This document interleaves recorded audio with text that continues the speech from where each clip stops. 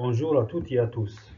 Bienvenue dans cette vidéo dans laquelle je vais vous présenter la matière sécurité et véhicules. On commence par les objectifs du cours. La matière sécurité et véhicules vise à premièrement connaître les dispositifs appartenant à la sécurité active, deuxièmement connaître les dispositifs appartenant à la sécurité passive, troisièmement cerner la différence entre la sécurité active et la sécurité passive. Quatrièmement, découvrir des nouveaux systèmes de sécurité dans les véhicules modernes.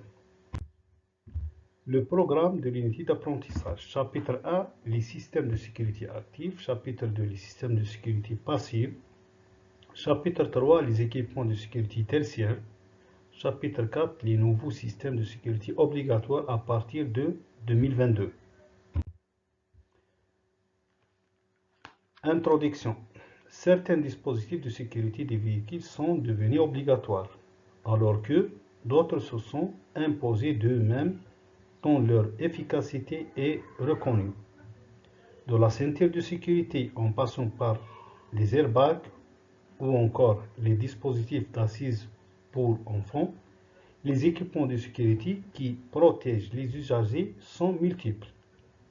D'ailleurs, le dernier bilan de la sécurité routière confirme que leur synergie n'est plus à prouver et que ces éléments contribuent directement à la sécurité des conducteurs et des passagers en cas d'accident de la route. Le code de la route accorde une grande importance à la sécurité. Il existe deux catégories d'équipements de sécurité, la sécurité active et la sécurité passive. Elles sont complémentaires et participent à la lutte contre l'insécurité routière. Il faut connaître les équipements de sécurité active et passif d'un véhicule. Donc, dans ce chapitre, nous vous proposons de faire le point sur les principaux équipements du véhicule dédiés à la sécurité active. On commence par les prérequis. Pour pouvoir suivre ce chapitre avec succès, il faut au préalable avoir une idée sur la technologie des véhicules. Thème 1, sécurité active. Premièrement, objectif. À la fin de ce chapitre, vous serez capable de connaître les équipements qui permettent de réduire les risques d'accident. Deuxièmement, définition. La sécurité active désigne l'ensemble des éléments servant à éviter les accidents. Les systèmes de sécurité active. 3.1. Les pneumatiques. Avoir des pneus en bon état est essentiel. Ce sont les seuls éléments du véhicule qui sont en contact direct avec la route. Ils assurent ainsi l'adhérence avec la chaussée. 3.2. L'éclairage ou la visibilité. L'éclairage est un élément indispensable pour la sécurité routière. Pour le conducteur, il s'agit de voir et aussi d'être vu par les autres. 3.3. Le système de freinage. Le système de freinage permet de ralentir ou de stopper un véhicule. De nos jours, il existe de nombreuses aides au freinage. L'ABS anti-blocage system, AFU, l'assistance au freinage d'urgence. 3.4. Système de contrôle de la stabilité, le PS, est un système qui permet d'éviter les dérapages et les pertes de contrôle en agissant sur les freins et la puissance du moteur. 3.5. Assistant de maintien de voie. Corrige la trajectoire du véhicule si celle-ci s'écarte involontairement de sa voie, prévenant ainsi les risques de collision latérale. 3.6. Le limiteur et régulateur de vitesse. Le limiteur et régulateur de vitesse sont des aides à la conduite. Le limiteur permet de déterminer une vitesse à ne pas dépasser et le régulateur permet de maintenir une vitesse constante sans avoir à appuyer sur la pédale d'accélérateur. 3.7. La caméra de recul seconde le conducteur dans ses manœuvres très pratiques. Elle offre une visibilité sur l'arrière du véhicule lors du passage de la marche arrière. 3.8. L'avertisseur d'angle mort. Il s'agit d'un dispositif qui permet de détecter et de prévenir le conducteur lorsqu'un autre usager de la route se trouve dans son angle mort. Quatrièmement, exercice de la fin de ce chapitre. Bon, thème 2, sécurité passive. 1. Objectif. À la fin de ce chapitre, vous pouvez être capable de connaître des équipements qui permettent de réduire les conséquences suite à un accident de la route. 2. Définition. La sécurité passive, aussi appelée sécurité secondaire ou encore sécurité palliative, concerne tous les éléments aidant à minimiser la gravité d'un accident lorsque celui-ci n'a pas pu être évité. Ces éléments interviennent de façon à limiter le choc pour protéger au mieux les occupants d'un véhicule. 3. Les systèmes de sécurité passive. 3.1. La ceinture de sécurité.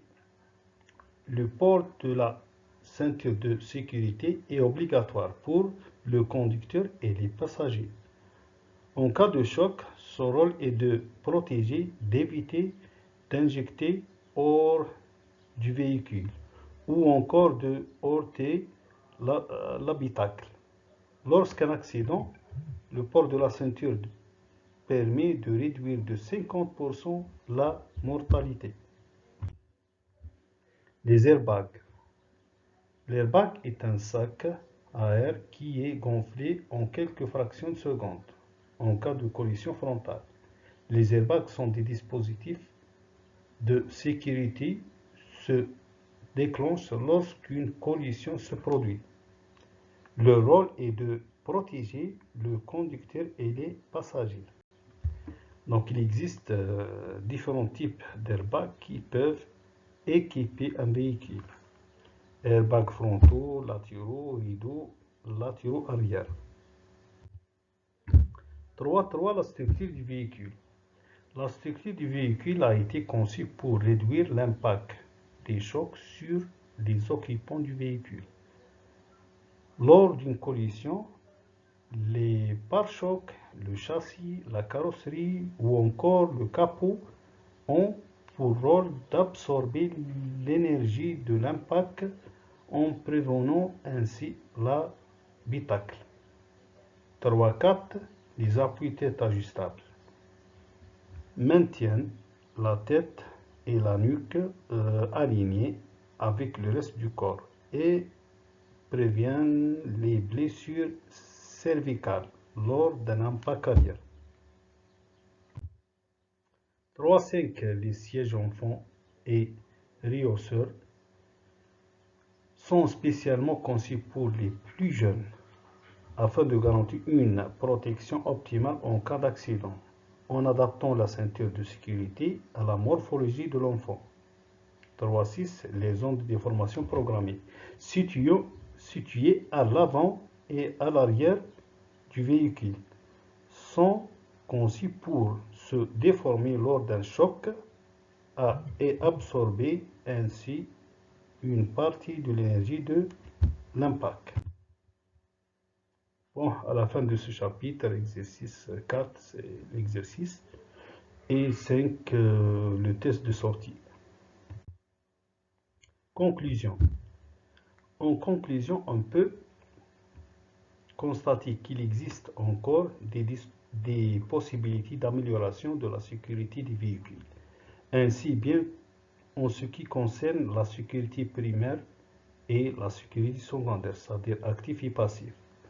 Ces améliorations passeront par de nouveaux développements technologiques, mais elles n'auront une efficacité réelle que si ces dispositifs sont correctement utilisés par les conducteurs.